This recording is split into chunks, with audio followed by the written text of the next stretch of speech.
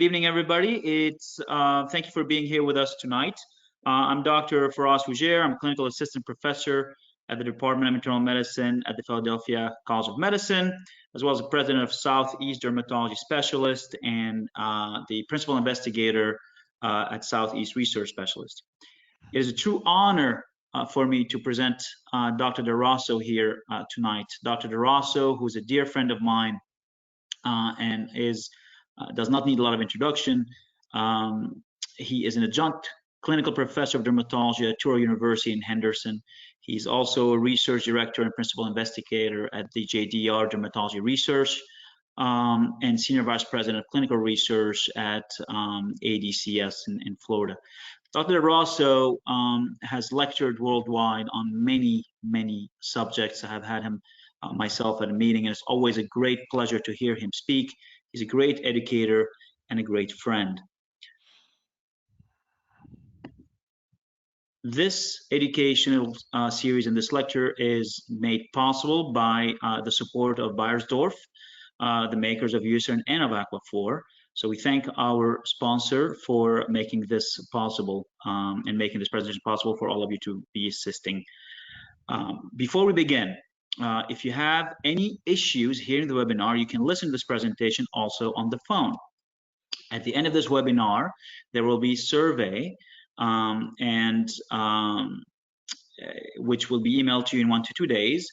Having responses would be greatly appreciated. It helps us make this much better. If you have any technical issues, you can submit some questions on the right-hand side of the screen, and you will have a certificate of attendance within 1 to 2 days of this webinar.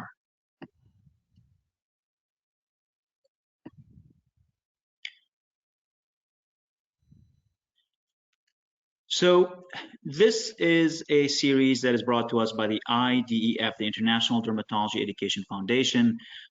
Dr. Leon Kircik is the founder and president of this foundation. He is not here with us today, but he has made this possible with his vision of a nonprofit organization whose principal mission is to raise awareness and improve dermatologic care all over the world through education, and especially through education in underserved areas. So making this available worldwide is a great benefit. Many educational sessions have been done within the International Educational or Dermatology Education Foundation. We see here some of the lectures that were done in the past and that some of you have attended. So without further ado, I will leave Dr. Rosso to start the presentation. Beyond Petrolatum, optimizing the epidermal barrier repair with a semi-exclusive formulation. Dr. Rosso. Okay, thank you very much. I'm going to move on to the next slide because I'm tired of seeing my face. I'm sure you are too. So anyway, thanks for that very kind introduction, and thanks to the IDEF for inviting me to present once again on this webinar series. I've had an opportunity to participate in some and watch several, and I think it's always a great program. So we're going to try to keep that cadence going and that reputation going. So what we're going to be talking about tonight is Beyond Petrolatum, and optimizing epidermal barrier repair with a semi-occlusive formulation. So obviously we're going to be focusing on, in this case, we're going to be focusing on Aquaphor and the data that's behind Aquaphor, and a lot based on the history of it and the clinical experience, and try to bring to life the clinical relevance to you out there managing patients day to day. I want to point out that the epidermal barrier is not just one component. Most of the time when we talk about the epidermal barrier and we say skin barrier, we're talking about the permeability barrier, and that's the ability of the epidermis, and the dermis plays a role also, but the epidermis and the stratum corneum of the epidermis, which is far more than just a layer of like saran wrap that controls what comes in and goes out. It's a highly active membrane in many ways, and one of the things it's responsible for is making sure there's the right water content of the skin, because many of the enzymes to function normally and give us healthy skin require a certain content of water. So when the skin loses that, that's when things start going downhill. And by the time we see that with dry skin, it has already progressed for quite a period of time. So that's an important component to recognize. So why don't we get started? So this is what we're going to be talking about, some of the history and key milestones. We'll talk about skin barrier, structure and function, what happens with dysfunction and repair. We'll be talking about occlusive versus semi-occlusive ointments and what the relevance of that is and why that is important. And then also lanolin alcohol, because there's been a lot made of lanolin as a potential contact allergen, which certainly lanolin can be, but not all lanolins are created equal. And I'll show you the data that separates out the lanolin alcohol that's used in the Aquaphor formulation and why it's different. The efficacy of Aquaphor healing ointment in in-office procedures and minor wounds, there was some studies on that, and also for dry, cracked skin. So I think for many people, and I'd have to say that it was the same for myself for some time, that Aquaphor appears like Petrolatum. And just looking at it, you might think that it's really just a brand of pure Petrolatum, but that is absolutely not true. There's other components to Aquaphor that makes it different from Petrolatum, which we think of the brand name Vaseline, but you can get white Petrolatum in a lot of forms. So that's essentially what we're talking about. Okay. So the history and key milestones with Aquaphor. I think it's really important to recognize that this has been around for a long time. This is a formulation that's been around for a very long time. And it was originally talked about as being the perfect vehicle. A lot of times, now you're talking years ago, where many more things were compounded than they are now, and very often Aquaphor was used as the base for those compounds, but also was used basically to help the moisturize, would likely be the term that was used, but now we understand a lot more what's actually happening with barrier and some of the functions that are going on with it, the skin. We didn't necessarily know that to the degree we know that now, back when Aquaphor just started. But aqua is water, and phoreos is barrier or carrier. So this is essentially that this is able to improve the skin's ability to maintain and carry water at a physiologic level. So that's what the goal is here. So now looking at, oh, I hit the wrong button, okay, going forward. Let's not go backward, Jim. In life, we always want to move forward. So here we're looking at the timeline. So you're looking at 1925, where the patent application for Aquaphor was submitted, and then you're seeing a 5-pound tub that became available in the 1930s, and then going forward for many years, that's what was available. And now we're seeing it in smaller quantities that are available commercially, a 1-pound jar and a 2-ounce tube. And that was in the 1960s. Fast forward to 1982, they redesigned the packaging and had different formulations that you can get it in, or different sizes that you might be able to get it in, and then started promoting it in 1990. It's before the turn of the century, about a decade before the turn of the century, as a faster healing ointment. And now we're progressing to look at the concept of wound healing and the fact that it's important to have moisture and not let wounds dry out. They can certainly heal if you let them dry out, and patients will often do that because they leave nothing on the surface of where the wound is because they think it has to breathe. And we'll get to that a little bit more. The skin doesn't have lungs, but it does need some access to the environment. But a lot of what's happening is also happening from within. And then they redesigned the packaging as we move forward, the modern look in 2006. And then you start to see in 2011 a series of publications which we're going to touch on. And that's one of the things that Beiersdorf has done. They've been very active, not only in putting products together that have certain ingredients that we know those individual ingredients could be used in a variety of skincare formulations. They actually do testing. They do quite a bit of clinical testing, and we'll look at some of those tests. and correlate it with what the perception is, what the product is supposed to be doing. So they work hard, and there's been several clinical studies done. Many have been published, and a lot of them have appeared in meetings as posters and at presentations to back up what is being claimed with actually showing that those effects occur. And so we'll be going over some of those different publications. And now you're seeing Aquaphor ointment in 2017 as a spray.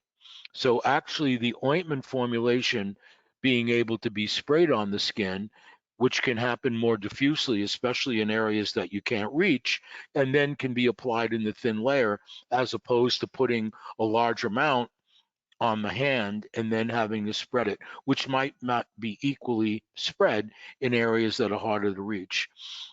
A concept that has come up was the idea of, oh, it has lanolin, and lanolin can cause allergic contact dermatitis. We'll talk a little bit more about that, because not all the lanolins, and certainly lanolin alcohols, which is what we're talking about here, are created equal.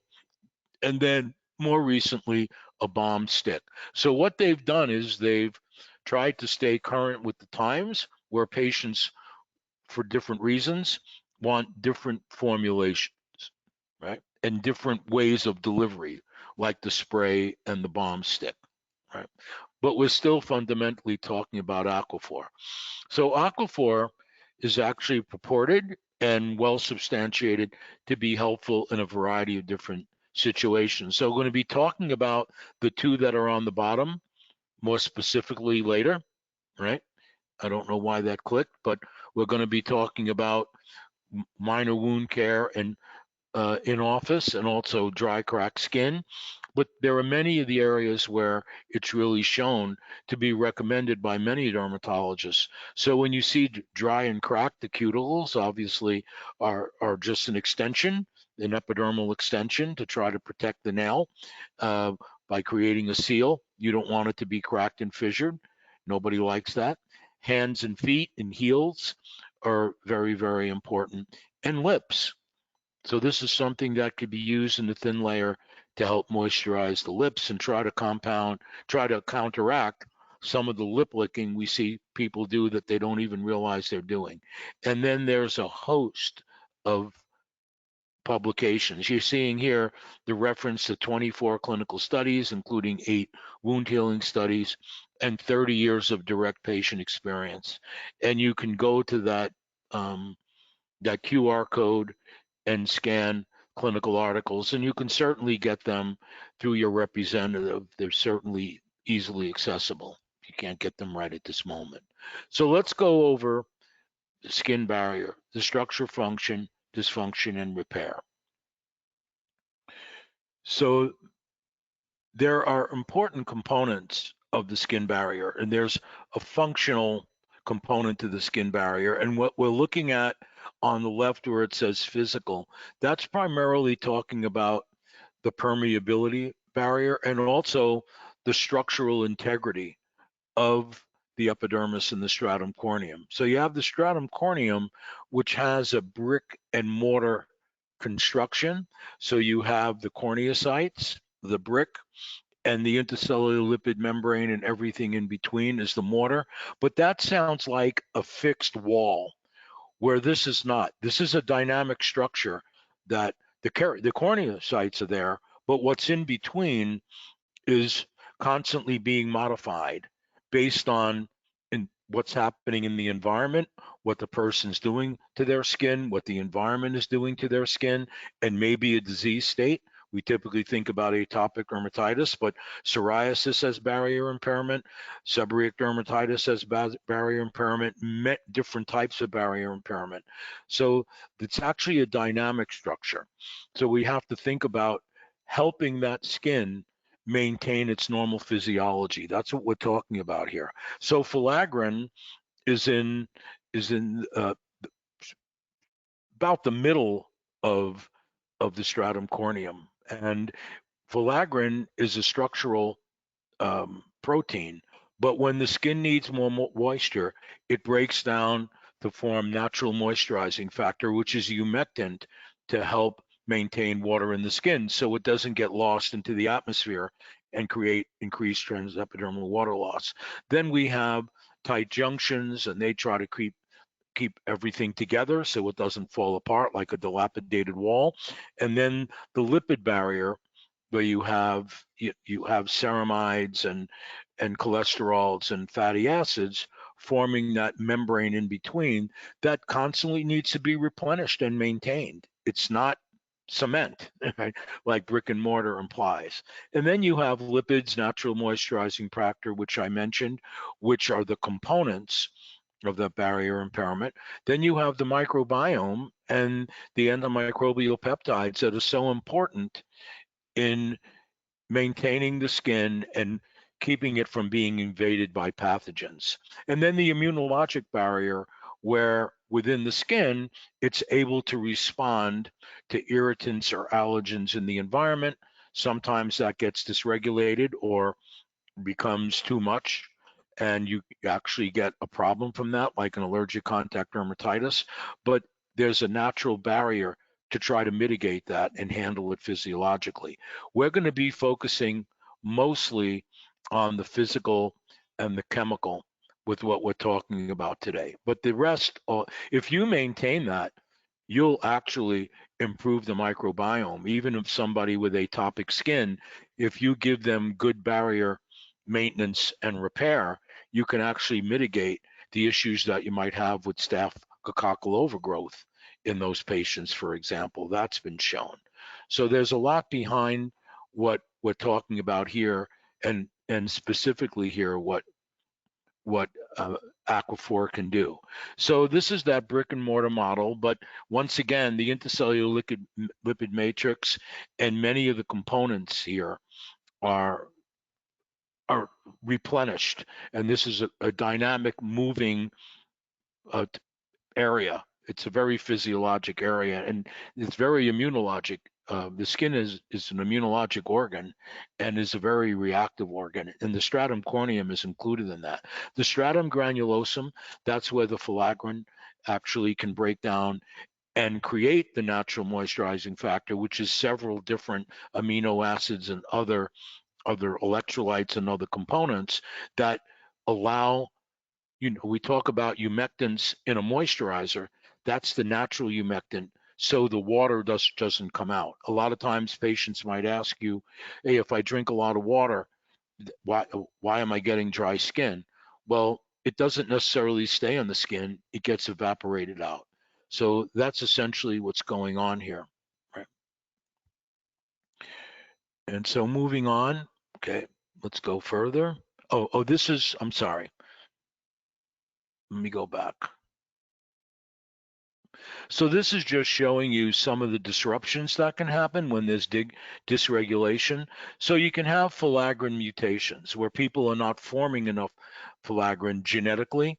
And we see that in some people with atopic dermatitis and ichthyosis vulgaris, which is why they cannot maintain a natural physiologic balance, and they need even more supplementation with gentle cleansers and moisturizers. But certainly many people in the population, and a lot of people are prone to dry skin. The majority of the population needs the help because of many different things that happen in the environment or products that they use. There are other dysregulations like cloud mutations and barrier lipid dysfunctions, and that can happen in atopic skin and others. And then external agents. So if patients are using drying alcohols or detergents, or they're using you know true soaps that have very high basic pH and are not consistent with the acid mantle of the skin. The skin's natural pH is about 5.5, and you want it to stay slightly acidic. That's what's called the acid mantle. And when that gets disrupted, a lot of times by the wrong products being used on their skin, that alone can set barrier dysfunction into motion. And then you can get dysbiosis. The classic example is Staph aureus and atopic dermatitis, but also in dry skin can create abnormal inflammation, not always infection, sometimes crusting, but sometimes just the staph being there, not necessarily creating infection, can set things out of whack. And then the permeability of barrier, as I mentioned, now you have when that integrity is not functioning properly, you see, and you get more dry, you might get more fissuring, dry skin fissures, it cracks, becomes rigid like a dry ground during a Texas drought. That's the same thing that happens in the skin. When it gets dry, it becomes rigid, you have a shearing force laterally, and you get cracks. So you see the little fissures on the palms and soles. When it gets more hyperkeratotic, you see deep fissures. That's telling you this is becoming end-stage barrier, permeability barrier impairment. That's what the message is. And scaling is because you don't have the moisture and the corneocytes clump together. So now you're visibly seeing the progression of barrier impairment. And we didn't learn that when I was in training. We didn't learn that, and I don't see it. It's being taught more now, but it's a very important fundamental process to understand, right? So when you have that happening, irritants and allergens are going to get into the skin more easily. Okay? So this is showing you on the left, the barrier is intact, and then on the right, you can have transepidermal water loss, inflammation starts. Inflammation starts just from increased transepidermal water loss. There are cytokines that are released that are actually trying to help the barrier repair itself, that actually creates some inflammation even before a given disease state occurs. And now you're seeing allergens and irritants getting into the skin more easily. So if you haven't realized it already, when you're educating patients to use a good cleanser, a good moisturization for their skin as part of their normal maintenance care or management of a disease state, there's a lot of things you're actually helping them improve.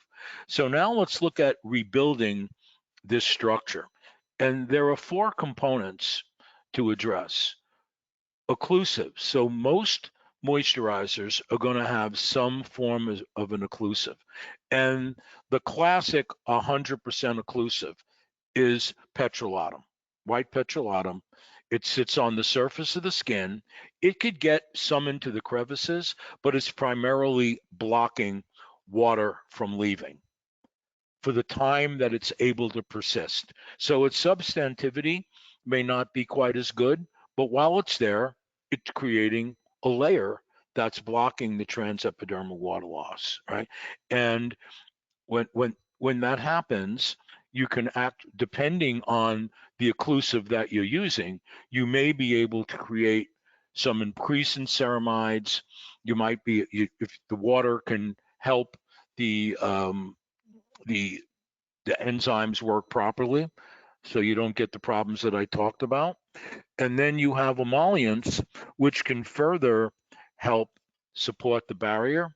But a lot of what they do is the emollients tend not to be as greasy. They can be, but they can add occlusivity, but they also allow an easier spread of that formulation. Then the humectants, you can have humectants in there. You can have hyaluronic acid, glycerol. There are many different humectants. You can have some of the components of natural moisturizing factor, filaggrin degradation products, amino acids. There are many that then also function to keep that water in the epidermis rather than leave. And all of this can favorably help support the microbiome. Because when you have barrier impairment, we see changes in the microbiome that are adverse. And then again, the acidic pH, it's slightly acidic, maximizes the function of all these processes. If you get way too acidic, obviously that's going to be a problem. We're not talking about sulfuric acid or hydrochloric acid here. We're talking about a slightly acidic pH to the skin. When it gets more alkaline, then you get significant barrier impairment. And it also creates a problem in the microbiome and supports the growth of certain organisms. Like what a newborn infant has an alkaline pH, that's why they get candida in the diaper area. That lessens significantly when they develop a normal acidic pH. So all of this has a lot of physiologic basis. So let's look at occlusive versus semi-occlusive ointments and the impact. So an occlusive ointment, as I mentioned, and you look on the right across from occlusive ointment, it's 100% petrolatum, and that's the classic example. It's hydrophobic, it doesn't like water, it doesn't really contain much water in it, and there are other agents that can be purely occlusive, like olive oil, soybean oil, beeswax, which is sometimes used, jojoba oil. Sometimes some products might use a few of these because they don't want all the greasiness. They could maybe modulate the texture, but pretty much occlusives are going to feel greasy if they're fully occlusive, right?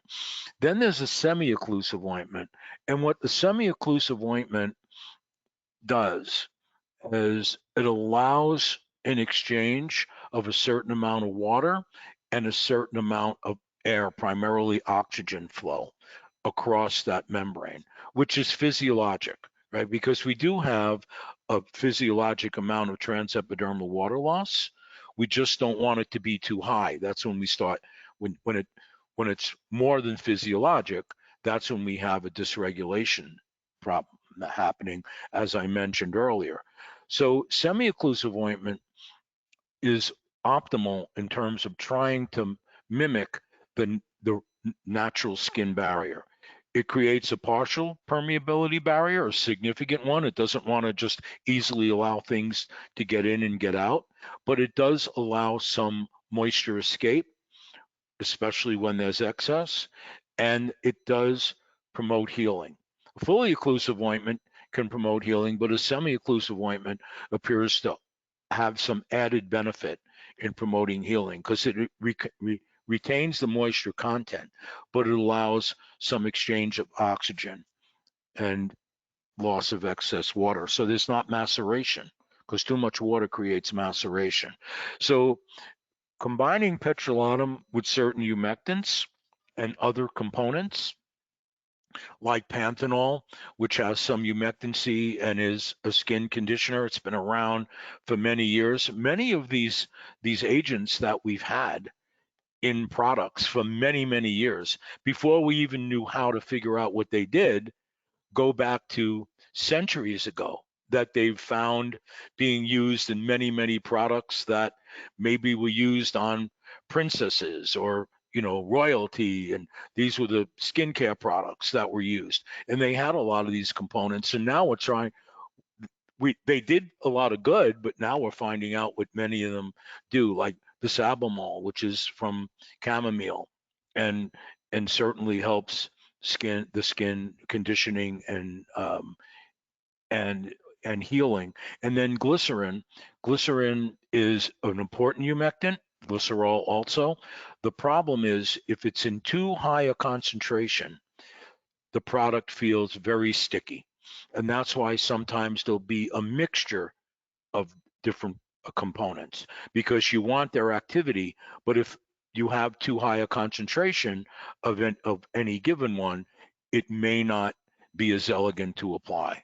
That's why sometimes you'll see different agents that have the same properties. So the formulators, the good formulators, there's a method to their madness, so to speak.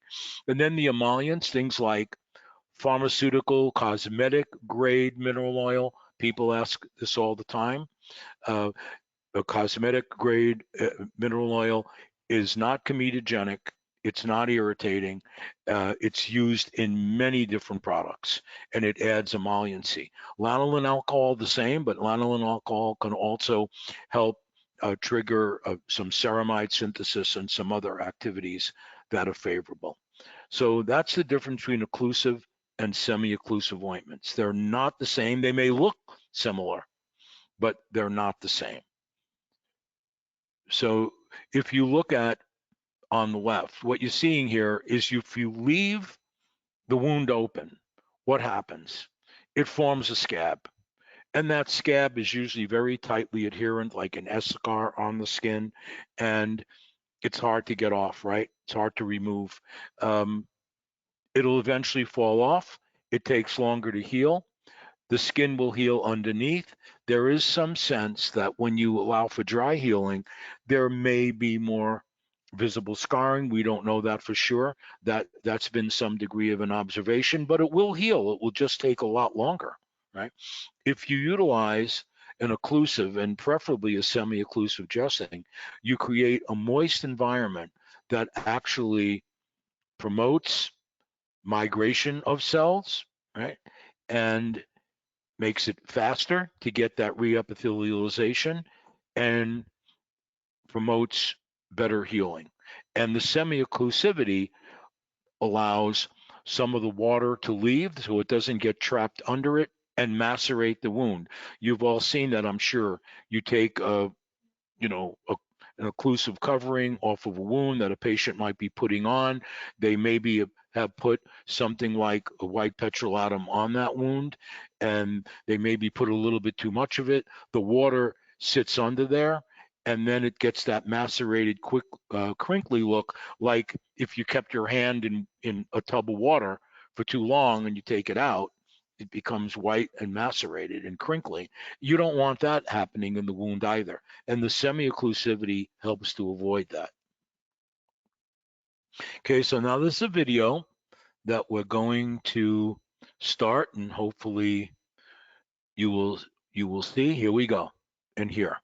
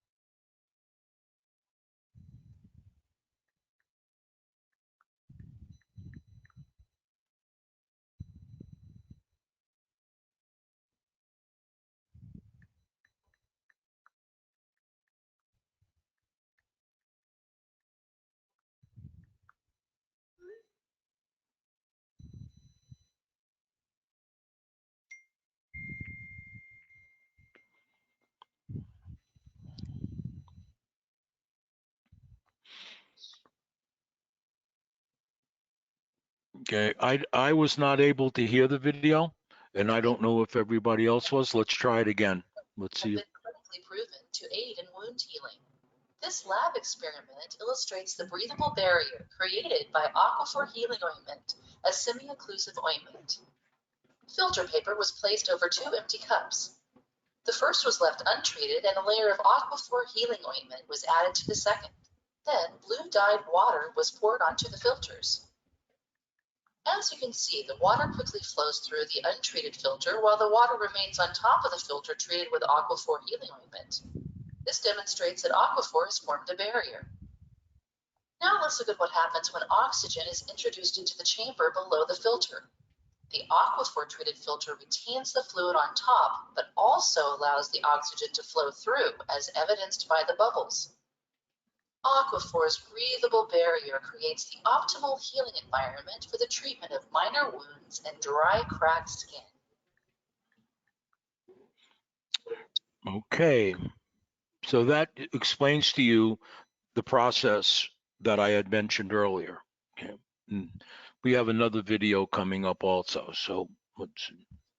So this is Aquaphor, talking about the difference between Aquaphor. It's not pure petrolatum. It's partially petrolatum, but it contains several other important components that add to what it actually does for the skin barrier. So it's not only an occlusive moisturizer. So petrolatum jelly or white petrolatum is commonly known under the brand name of Vaseline. Vaseline has become almost a household word, like Coke and Starbucks or whatever, or people are familiar with it, but it's white petrolatum, and there are many sources people can get that are white petrolatum. It's commonly used. It's purely occlusive. It does impede the flow of oxygen across the skin, and also makes it hard for removing excess moisture from below that's trying to leave the skin. That is a certain amount that you want to be able to leave the skin. So you're not getting too much between the petrolatum and the surface of the skin, so you're avoiding that maceration, right? That's what you're trying to do. But you can get maceration with petrolatum. Aquaphor healing ointment is 41%, very, very quality grade petrolatum, right? Just like the Vaseline brand is. But there are other ingredients. So panthenol, glycerin, and lanolin alcohol are important components, and they have specific activities that add over and above the 41% petrolatum.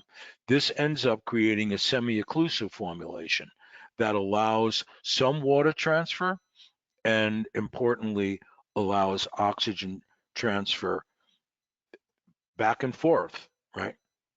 So Aquaphor is actually able to absorb 3 times its weight in natural secretions, and certainly water is some of that, and it allows healing to remain within the wound because of that moisturization. So these components on the left, over and above petrolatum alone, are felt to be a very important part of this, okay? So I'm going to move this along. So this is just showing you what the different components do. So you have 41% petrolatum, which is the occlusive skin protectant. It locks in the moisture, as I mentioned, as an occlusive. Now, lanolin alcohol can support barrier lipids within the stratum corneum, and it also defends against moisture loss. So by not having to have so much petrolatum, it also helps to contribute not having increased transepidermal water loss. Panthenol function as a humectant and has been characterized as a skin conditioner, right? That sounds more like a lay term, but it's been noted over the years as being able to help the skin be softer. It does bind water and helps to maintain water within the skin. That's the humectancy. It's also been shown to help promote wound healing. Bisabolol, also a soothing effect on irritated skin. It's a derivative of chamomile, and it's been noted over several years to have that type of benefit. And then glycerin is a very important humectant, right? So glycerin in a concentration that's just not adding a stickiness to it, right? And it binds water and it replenishes the water moisture reservoir. It's very commonly used. And this is preservative-free, fragrance-free, hypoallergenic, and non-comedogenic. A lot of people ask, could I use Aquaphor on the face, especially someone that's having a lot of dryness? Let's say they're on isotretinoin, or they have problems with dryness from medications they're using, or atopic skin. A thin layer of Aquaphor can be used, and some patients like that, that type of moisturizer. Some of them like a thinner type of product, a patient preference, but there are many that do like that type of formulation. Obviously, it doesn't have to be real thick, but the fact that it's non-comedogenic is very important, especially when you're talking on the face or with someone prone to acne. Okay, so here's another video. Let's hope we get the sound the first time. Okay, we can bring it up. I don't have the arrow to click on it coming up yet. Here it is. Okay. Aquaphor, the ideal semi-occlusive ointment. Semi-occlusive ointments that can absorb and hold moisture have been clinically proven to aid in wound healing. This lab experiment illustrates the difference between ointments that are both semi-occlusive and occlusive. Here you can see 4 ink drops that were dried on filter paper. The first drop was left untreated, and the remaining 3 drops were treated with Aquaphor healing ointment, Vaseline, and CeraVe ointment, respectively. Next, water was added to each ink drop. With time-lapse photography, we can see how each ink drop responded to the water over the next 10 minutes.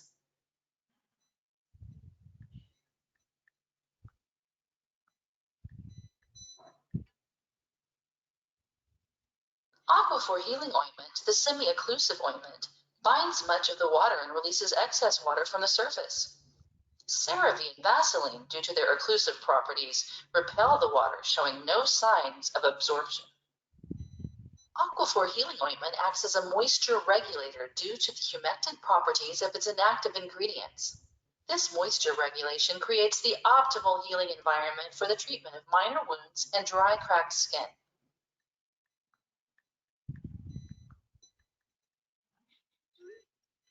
Okay. So I think that helps you understand what's going on. So here's a quick poll, if you can answer it. Okay. Is the lanolin alcohol found in Aquaphor ointment likely to cause an allergic reaction?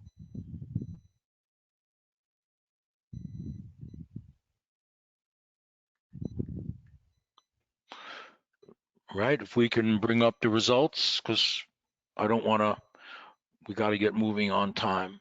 Okay. Yes, because and that's 40%, right? And yes, so it's 60% of the people really adding a high likelihood. Okay, let's move on. Okay, let's move on to the next slide here. Let's see. Oh. Lanolin alcohol. Let's talk about the process of what they do, the purification process to get to lanolin alcohol, because it can vary, right, depending on how you're processing the entire procedure. So lanolin alcohol is a subfraction of lanolin. It's rich in cholesterol, sterols, long-chain fatty alcohols, very important components of the intercellular lipid membrane, supports barrier repair. It reduces transepidermal water loss and adds emolliency. And it's also been shown to have some ability, potentially, to help promote ceramide synthesis. But the above on the left is really the primary. Right, and the preparations of lanolin alcohol differ, right? And lanolin alcohol can certainly be a contact allergen, right? So we know that. So here you're looking at a Mercol L101, right? And that's a 5%. And you're looking at the N number of patients, 407. Then you're looking at 215 patients, right, that are using the lanolin alcohol that is in Aquaphor. And you're seeing here a substantial decrease in the number of patients developing an allergic reaction, or individuals with positive patch tests.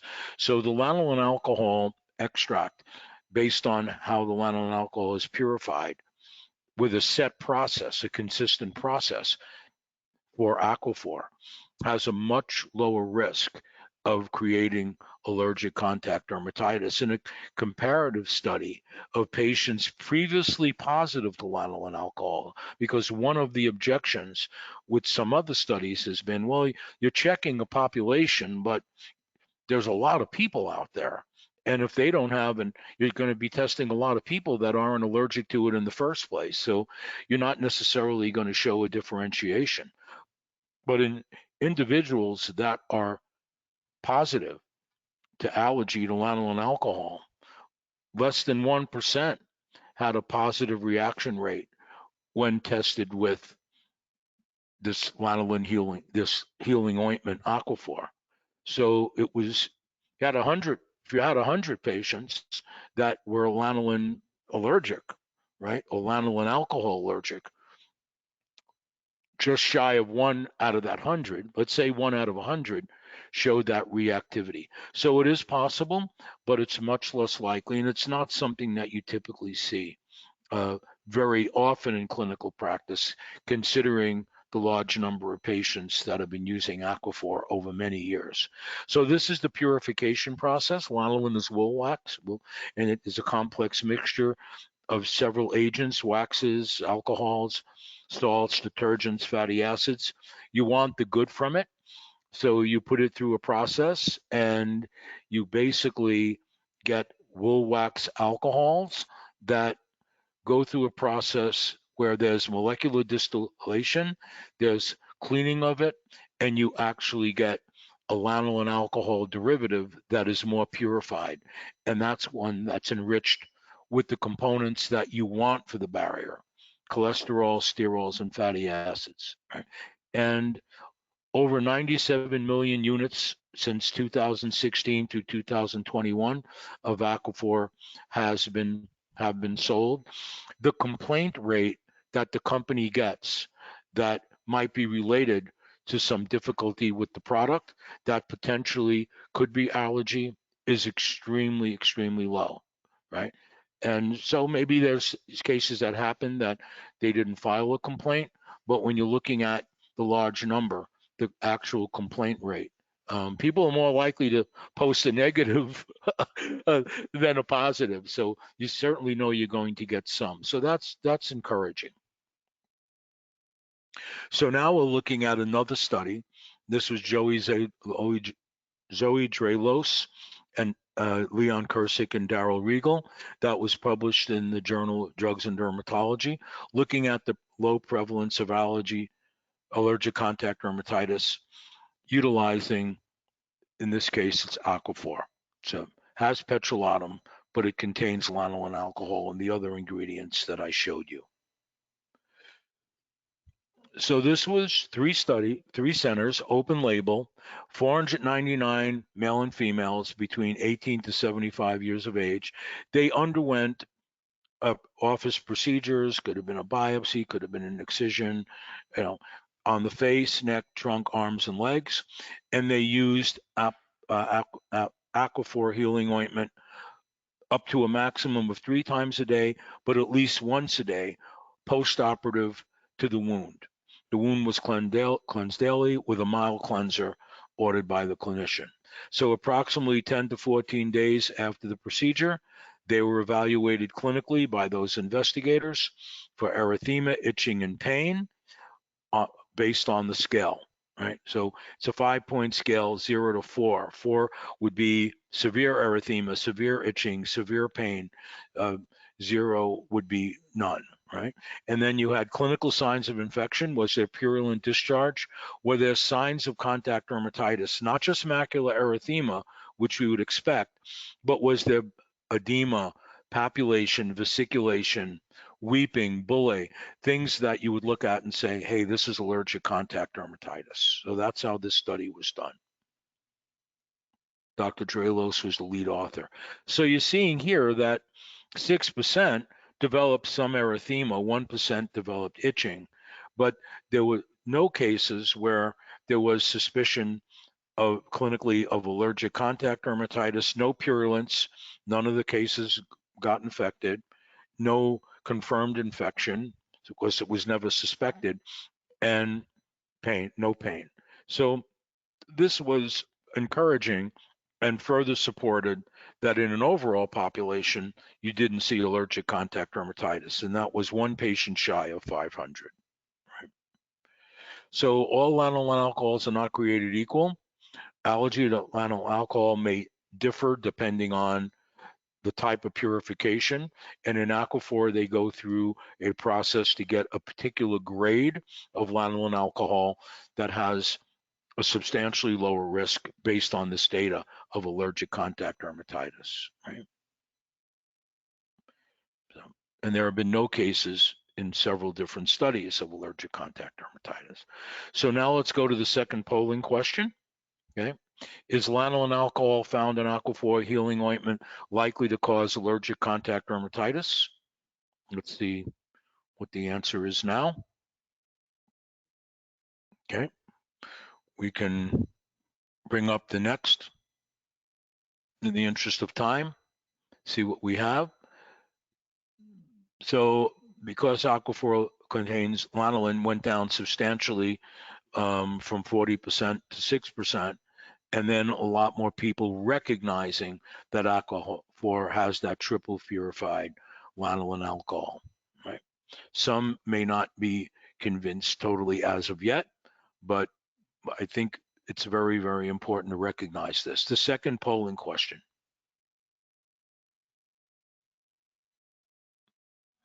Okay, second polling question. We can bring that up.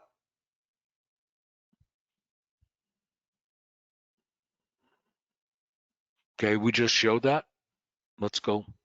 Let's move on. Okay. Okay, I guess I didn't advance it. Sorry about that. Now we're looking at in-office procedures and minor wounds in using Aquaphor. It certainly makes sense in this situation. So this is a female, age 45. She had a nevus, a melanocytic nevus, 3 millimeters on the shoulder. She didn't like it. She had it removed for cosmetic purposes, likely by a shave or saucerization procedure. Now, polling question. Let's go to the next polling question. If you can bring it up, Ashley. What product would you recommend in this situation? Petrolatum, Aquaphor, Petrolatum, either one, the La Roche-Posay Cicaplast balm product, or topical antibiotic ointment. Okay, so we have very close between the Aquaphor and the Petrolatum. We also have the La Roche-Posay product mentioned. Topical antibiotics, 14%. We are trying to reduce topical antibiotics except in certain situations because of the very low risk of infection in patients that are healthy otherwise and don't have any significant risk factors, because the topical antibiotics create a higher risk of allergic contact dermatitis than actually reducing infection. So let's move on. Okay. So the importance of a semi-occlusive ointment. Okay, 100% petrolatum does create an occlusive barrier that can reduce transepidermal water loss, and the semi-occlusive product promotes ceramide synthesis, which is necessary for barrier recovery because of that exchange, and also some of the components in the Aquaphor semi-occlusive ointment also promote that, some of those additives. Okay. So you want that moisturization, but you also want the transfer of the oxygen. That's the importance of the semi-occlusivity. So this was a wound care publication. It was a supplement that was in 2011. Okay, and we'll talk. Let's see, went back the wrong way. Okay, sorry. So this was a publication. Nate Truckman from Colorado Springs runs an excellent research center with some colleagues, did a study published in the JAD in 2011 in the supplement, Treatment of Minor Wounds from Dermatologic Procedures, a comparison of 3 topical wound care ointments using a laser wound model. So essentially what they did is it was a pilot study. They had patients either use Aquaphor healing ointment, Neosporin, which has polymyxin, bacitracin, neomycin, bacitracin, and neomycin, significant contact allergens, polysporin with polymyxin and bacitracin, bacitracin being a very common contact allergen. And they compared all 3. But a lot of people still putting on topical antibiotics, and many patients might go and do that on their own because they think that's what they're supposed to do. And so they had 20 patients with Fitzpatrick skin type 1 through 3, so they can evaluate some of the clinical findings you needed to in the lighter skin. Obviously, these products are not limited to that Fitzpatrick skin type, but for the purposes of the study, that's why that was done. 25 to 50 years of age, had 4 uniform circular wounds, 5 millimeters penetrated to the dermis on the inner forearm, and they had the Aquaphor, the Neosporin, the polysporin on each of the 3 wound sites, and 1 untreated site. So the wounds were cleaned daily with cleanser and treatment applied 3 times a day for 18 days, and the wounds were covered until day 7. okay? So each person was having those wounds and they were serving as their own control. So before the wounding, day 1, 4, 7, 11, 14, and 18, clinical grading for erythema, edema, epithelial confluence.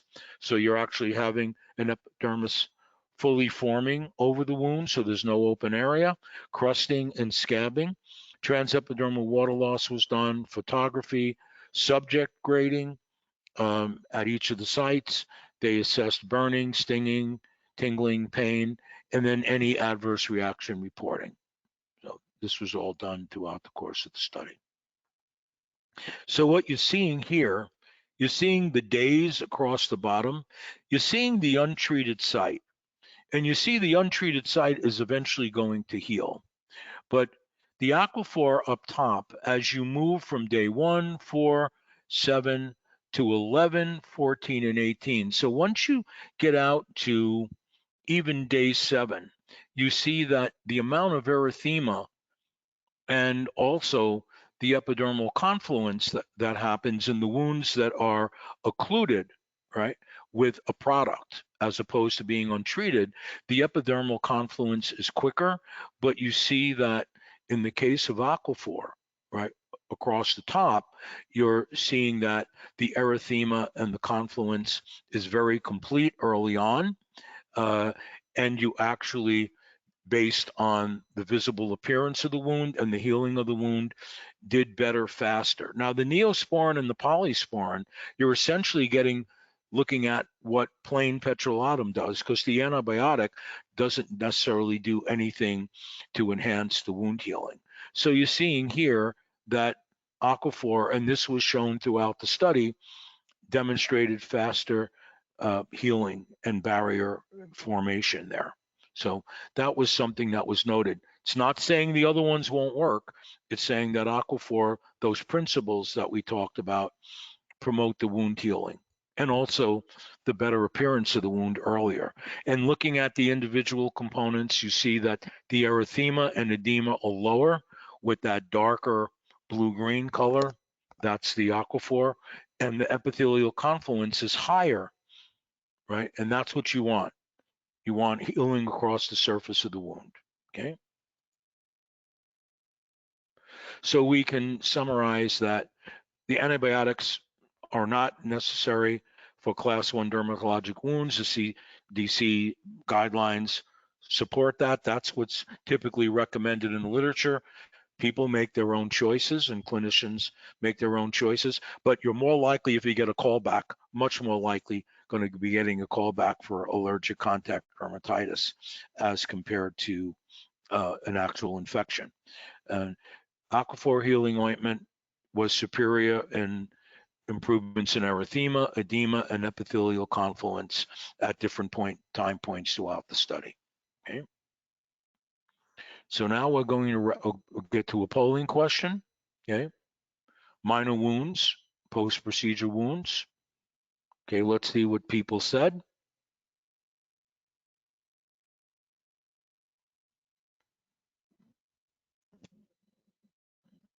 Okay, so you see here that aquaphor healing ointment, you still have using either one with Vaseline and aquaphor, still have a little bit higher response rate with the petrolatum, and less than 1 out of 10 continuing to recommend topical antibiotics, and some utilize the Rosso product. Okay. Let's keep going here and we'll try to wrap this up. It moves a little slow with some of these things, but we'll try to keep moving it. Okay. So dry cracked skin. So this is a 52-year-old avid runner, male. And this is something you see very commonly in females, that they actually go get pedicures to remove it and it forms back very quickly. This is what I call end stage permeability barrier dysfunction, where you get hyperkeratosis and fissuring.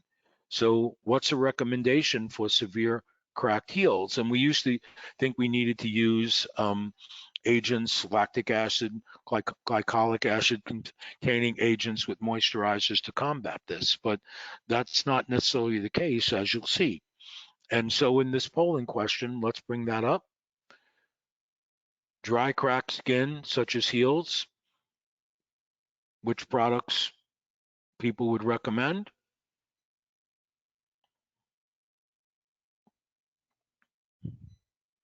Right. You see here, CeraVe healing ointment and the Rosso per se product got the predominant answers. Aquaphor healing ointment, 14%. So let's keep moving. And so I'll show you a study, dry cracked heels, male and female, right? 47 of them with moderate to severe dry heel skin. They use the Aquaphor once a day with evening application, covered by white cotton socks. They were evaluated at baseline week 1, week 2, and week 4 with clinical grading, right? And then 28 days of daily treatment. That's the week 4 at the end. So they used it for a while. Clinical grading, flaking, cracking, roughness, changes in skin hydration by corneometry. So they measured water content over time. You want that to increase. The photography of the heel skin, and then the subject's self-assessment. So this is daily use at night. So now you're looking at scaling along the bottom, cracking, and roughness being graded by the patients. So you see how many patients reported reducing it at 1 week, which is the dark blue, 2 weeks, the light blue, and 4 weeks, the red. And you can see the longer they kept using it, the greater the percent reduction in getting a significant reduction in these parameters. So there was significant improvement by 1 week, but as you kept going out 2 weeks and 4 weeks, it got even better. That's with one application at night. And here you're seeing an example, visible improvement in the skin of this patient at 1 week, and then an ultra close-up, the baseline versus the skin starting to get its much normal appearance as early as week 1. So this is important. You don't necessarily have to have all those special additive type formulations, right? And even some of the salicylic acid formulations now don't have enough salicylic acid to really have an effect of a keratolysis type effect. And this is on the hands. So this is day 1, day 3, day 5, day 7, 17 male or female patients with visible dryness on both hands, once at night, wearing gloves overnight on the hand, cotton gloves. So they did photography. They looked at moisturization, global assessment, and questionnaire, and they also looked at clinical grading. So we're showing you some of the results in the interest of time. And this is visibly in 1 day. So we're showing you what happened basically overnight when the patient applied it at night and looked at it the next day with their dry hands, primarily palmar. So I'm trying to, okay. The corneometry reading, you're seeing here baseline day 1, day 5. So as early as day 1, you had a significant improvement with the application, right? And that continued 95% improvement compared to the baseline. You're seeing there what the baseline was, right? So you actually had moisture retention happening very early, okay? So this is Aquaphor Healing Ointment, clinically proven to be semi-occlusive, right? The basis of that was explained as far as the being able to get rid of some of the moisture to avoid the maceration and getting the oxygen exchange.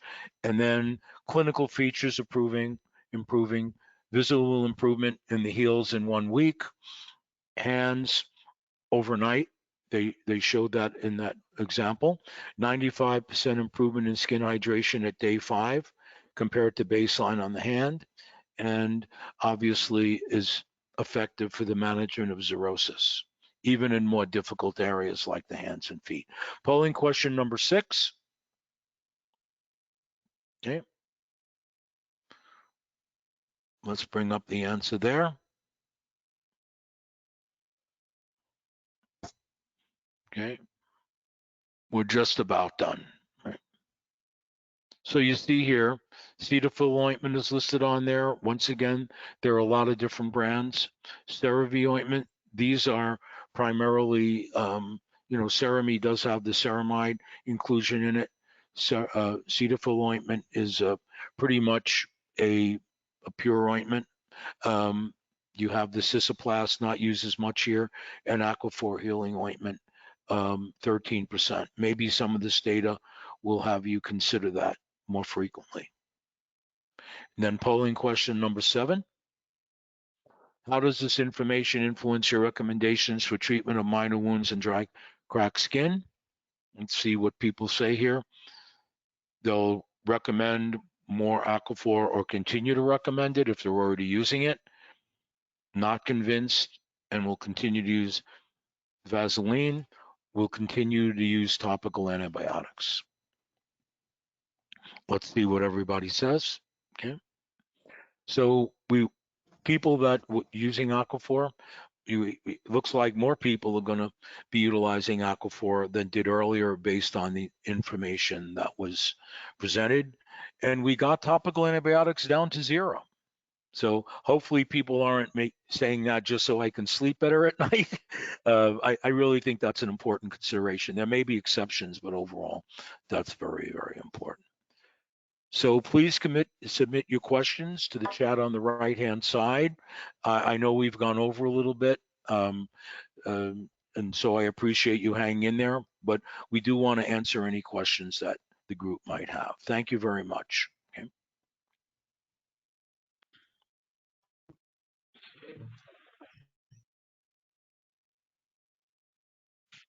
Thank you very much. Oops. Thank you very much, Dr. Ross. So, I just lost you. Okay. Really appreciate this great presentation. There are a couple of questions. You're in and out for me, for us. I can't hear you. And I want the first. I can't hear you for Dr. us. Rosso? You're breaking up. I can't hear you hardly at all. Let me check something here. Okay, try again. For us. How many different formulations exist for Aquaphor? Unfortunately, I can't hear you for us. I don't know what happened.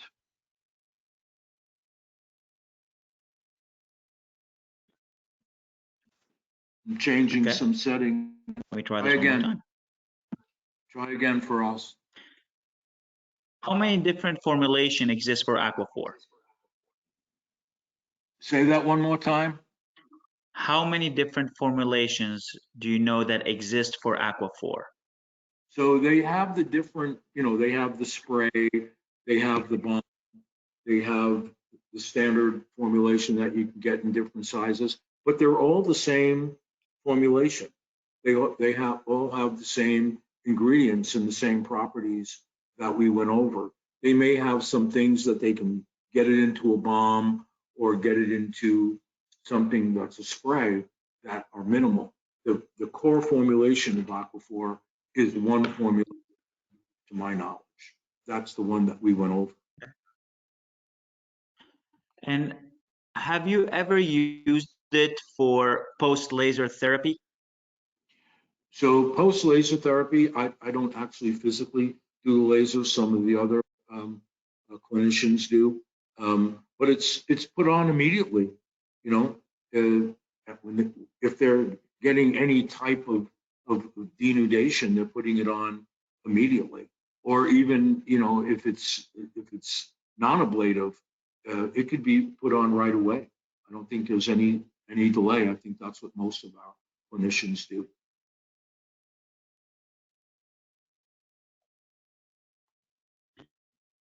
And one last question before I let everybody go. And we're running a little bit behind. God, I don't know what's going on, but I can't hear you. How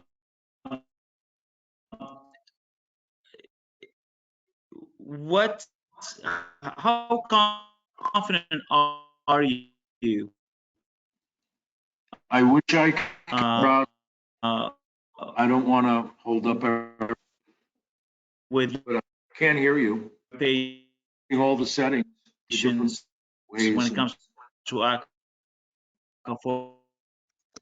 Okay, try again. Sorry. Your personal. You can tell me how you really feel about me now, and I won't know. I can't hear you.